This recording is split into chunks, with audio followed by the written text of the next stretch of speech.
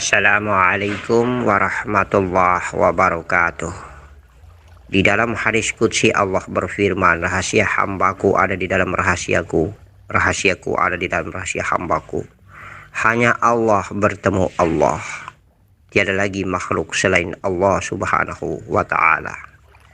Muhammad sallallahu alaihi wasallam dalam kesempurnaan batang tubuhnya adalah zahirnya Allah subhanahu wa ta'ala. Itu sudah ulang ditausiahkan oleh Abah bahwa Allah dalam keadaan kesendiriannya sebagai zat, kemudian menzahirkan dirinya sebagai sifat Nur Muhammad, kemudian menzahirkan dirinya sebagai nyawa, ada jiwa dan nafasnya, kemudian menzahirkan dirinya dalam wujud mani, darah, daging, tulang, kulit, urat, bulu, jantung, empedu, limpa, hati, dan paru-paru.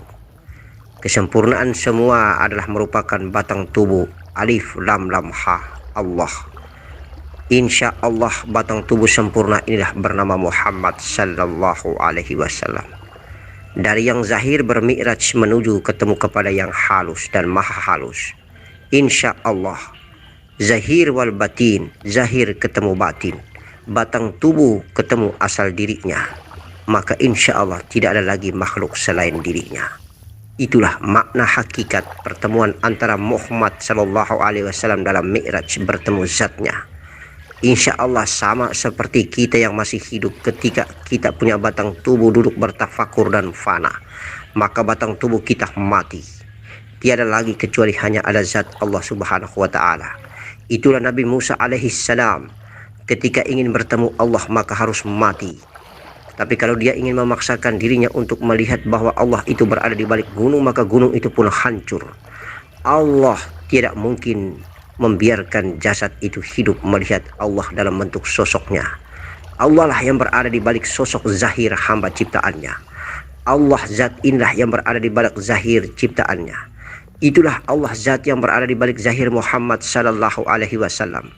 Maka ketika Muhammad sallallahu alaihi wasallam berada di ciptaan Allah yang bernama Mustawa, di kamar negeri di mana Allah bertemu Allah, Muhammad zahir bertemu dengan zat yang menciptakan zahirnya. Insya Allah tiada lagi satu makhluk pun yang ada. Jibril pun berada diliputi di dalamnya. Mikail, Israel, Israfil pun telah tiada. Sirna hancur berantakan.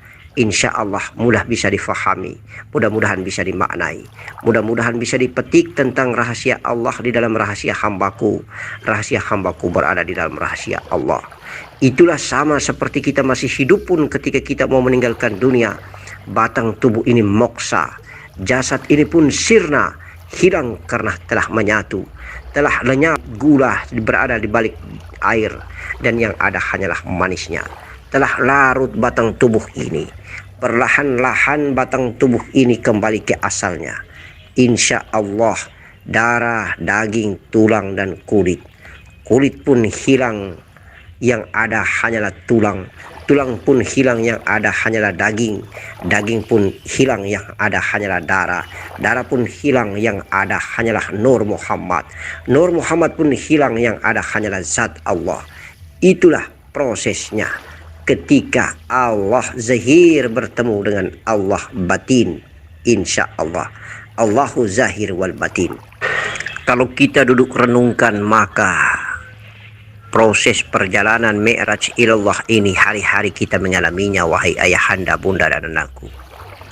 Sehingga apabila ayahandaku dan anakku bertanya bahwa mengapa Jibril alaihi salam di negeri Mustawa tidak ikut campur dan tidak diizinkan untuk masuk bersama bertemu Allah subhanahu wa ta'ala. Sama seperti kehidupan kita di muka bumi ini, sesungguhnya kita hari-hari bermi'raj. Ada kadang Jibril diizinkan mengkawalnya, ada kadang Jibril tidak diizinkan mengkawalnya. Hari-hari kita bernafas, Allah awalnya dalam kesendiriannya, kemudian telah bermisra dan bertajalli dalam sifat Nur Muhammadnya, kemudian bertajalli dalam nyawa, kemudian bertajalli dalam jiwa, kemudian bertajalli dalam nafasnya. Maka kita hidup hari-hari Kita hidup karena dihidupkan oleh Allah yang sudah bertajalli pada nafas ini. Maka setiap yang bernafas akan menemukan maut atau mati. Hari-hari kita tidak pernah menyadari bahwa Allah telah bertajalli dalam nafas. Dan hari-hari kita tidak sadari bahwa Allah telah bertajalli dalam nafas dan mengafalkan nafas ini dalam perbuatan kita sehari-hari. Ingat baik-baik,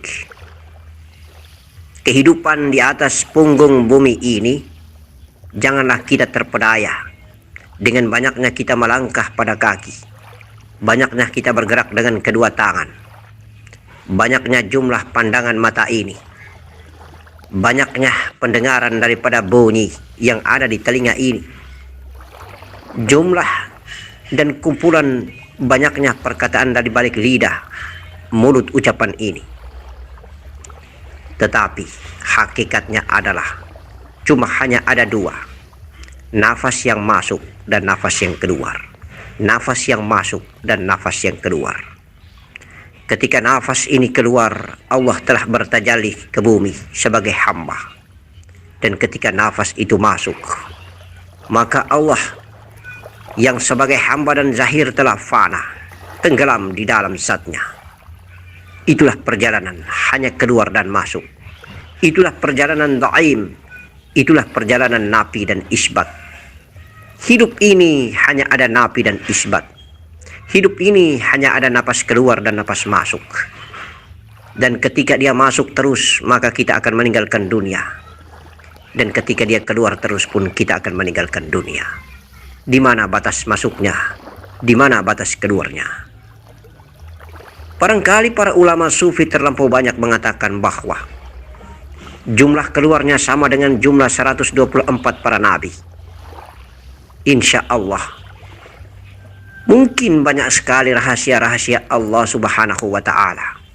Rahasia diri yang sedang berbicara ini, rahasia diri yang sedang memandang dan melihat ini, rahasia diri yang sedang mendengarkan bunyi, rahasia diri yang sedang mengayunkan langkah kaki, rahasia diri yang sedang berpikir dengan otak, akal dan khayalianya, rahasia diri yang sedang mengikuti panjangnya angan-angan, rahasia diri yang sedang mengkaji. Padahal yang sedang mengkaji itu sendiri adalah pemilik pengkajian.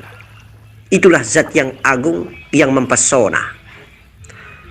Rahasia diri yang memuji dirinya sendiri, yang meminta dan yang mengabulkan juga permintaannya. Kita tidak pernah menyadari. Itulah dia yang telah bertajalli. Itulah kehidupan. Itulah maha hidup. Itulah yang sedang beraktivitas. Itu yang sengaja bertajalli dan mentajalikan dirinya pada nafsu bumi. Itulah yang sengaja bertajalli dan mentajalikan dirinya pada nafsu rabaniyah. Dan dengan kuasa dan kebesarannya dia bisa memisahkan dirinya. Dan dengan kuasa dan kebesarannya dia bisa meliputi dirinya. Itulah zat yang maha agung mempesona, maha yang meliputi segala ciptaan hambanya.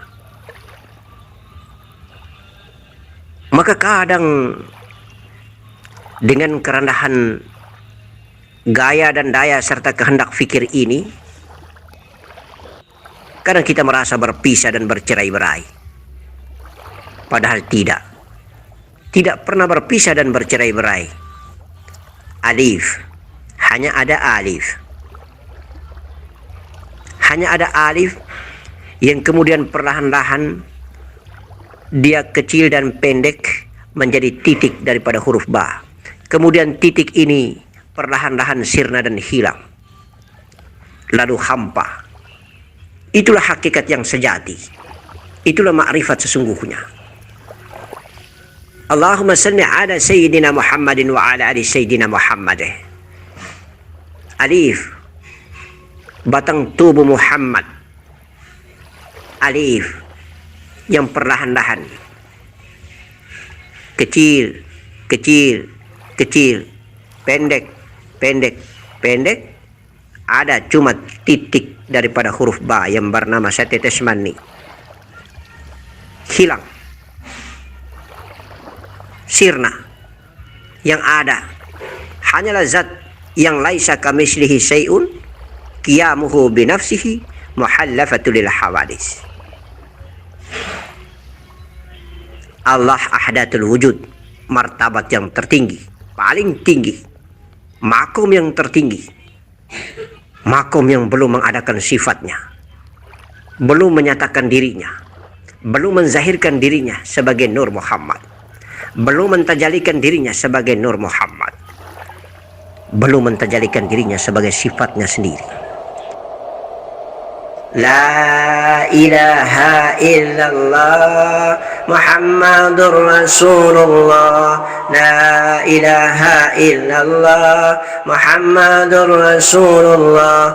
La ilaha illallah Muhammadur Rasulullah.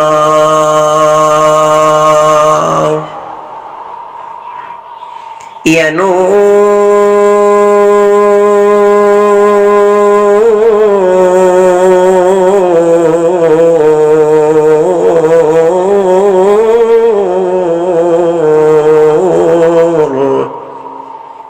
Ya Nur, Ya Nur, Ya Sayyidi, Ya Maulana Muhammad,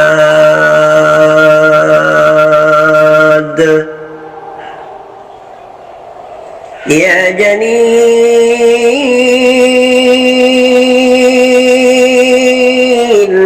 Ya Janil, Ya Janil,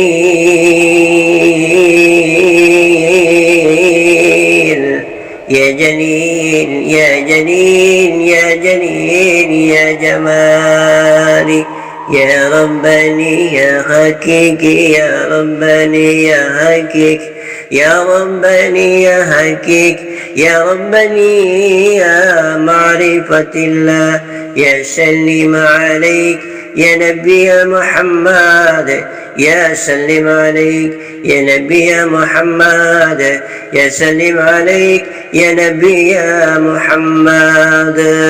Salamun alaika ya Rasulullah Muhammadin sallallahu alaihi wasallam. Dari jutaan miliaran jasad manusia di muka bumi ini, wahai ayahandaku yang dicintai Allah, wahai bundaku yang dirahmati Allah, wahai anandaku semua, mari kita renung dan kita fikirkan baik-baik. Dari ribuan, jutaan, bahkan miliaran manusia di muka bumi ini, hanya ada satu jasad yang dimi'rajkan Allah subhanahu wa ta'ala. Hanya ada satu zahir makhluk yang bertemu dengan zatnya, yang hanya ada satu zahir yang bisa bermi'raj, bertemu dengan batinnya. Itulah Muhammad sallallahu alaihi wasallam. Subhanalladzi asra bi'abdihi laylan minal masjidil haram ilal masjidil aqsa. Bi'abdihi laylan minal masjidil haram ilal masjidil aqsa. Subhanalladzi, subhanalladzi, subhanalladzi asra bi'abdihi laylan minal masjidil haram ilal masjidil aqsa. Barakna haulahu linuriyahu. Masya Allah. Barakna haulahu linuriyahu. Allah, Allah, Allah, Allah, luar biasa. Hanya ada satu makhluk ciptaan Allah bernama Muhammad sallallahu alaihi wasallam. Dialah nabi yang terakhir. Dialah zahir yang terakhir, tetapi dia adalah sayyid awal dari segala ciptaan ini. Maka yang terakhir ini pula harus bertemu dengan yang awal, yang batin. Yang zahir ini pula harus bertemu dengan asal muasal dirinya. Dialah nabi penentu, pengambil keputusan yang terakhir, yang menyelamatkan banyak manusia. Dialah nabi yang didatangkan di muka bumi untuk rahmat sekalian alam. Alam arwah, alam bumi, alam jin, al-malakuti ruh wa al-malakuti nur. Semua alam ciptaan Allah. Karena memang semua alam ciptaan Allah berasal dari nur dirinya. Ana minurillah ala ana minna minuri, aku dari cahaya Allah dan karena cahayaku seluruh alam tercipta. Insya Allah sebuah renungan yang panjang hingga satu makhluk bernama Jibril pun tidak mampu masuk ke negeri mustawa, area yang teramat sangat rahasia. La ilaha illallah Muhammadur Rasulullah. Subuhum kudusum rabbuna wa rabbul malaikati warruh. Subuhum kudusum rabbuna wa rabbul malaikati warruh. La haula wala quwata illa billah. Maka Abah hanya memberikan pesanan bahwa apabila sekali kelak batang tubuh ini sudah bisa fana dan lebur menjadi Muhammad sallallahu alaihi wasallam, jelasnya pasti kita akan dikawal oleh Jibril alaihissalam, Mikail, Israel, dan Israfil. Jelasnya pasti kita akan dikawal oleh Abu Bakar, Umar, Utsman, dan Ali. Ingat baik-baik ayahandaku, ketika nafasmu fana masuk tenggelam di dalam nur Muhammad, kolbimu lalu naik ke atas menuju ke negeri hampa di zat Allah, itu masih dikawal. Ketika nafasmu masuk turun menuju kolbi ghadibunmu, maka dikawal oleh malaikat Jibril alaihissalam. Tetapi sampai naik ke atas menuju ke torong sakratul maut, menuju ke negeri hampa di ubun-ubun kepadamu pada saat engkau duduk bertafakur wahai ayah, diantar oleh malaikat Israel alaihissalam. Tapi batasnya hanya sampai di kerongkongan di Baitul Kursi saja, tidak sampai ke atas karena area negeri rahasia hamba di dalam rahasia Allah dalam rahasia hamba. Insya Allah satu malaikat pun tidak mampu lagi mengkawal. Sesungguhnya hanya ada diri yang zahir dan diri yang batin. Hanya ada nur ketemu nur, nurun ala nurin, cahaya di atas cahaya. Yang ada hanyalah zat Allah. Assalamualaikum warahmatullahi wabarakatuh.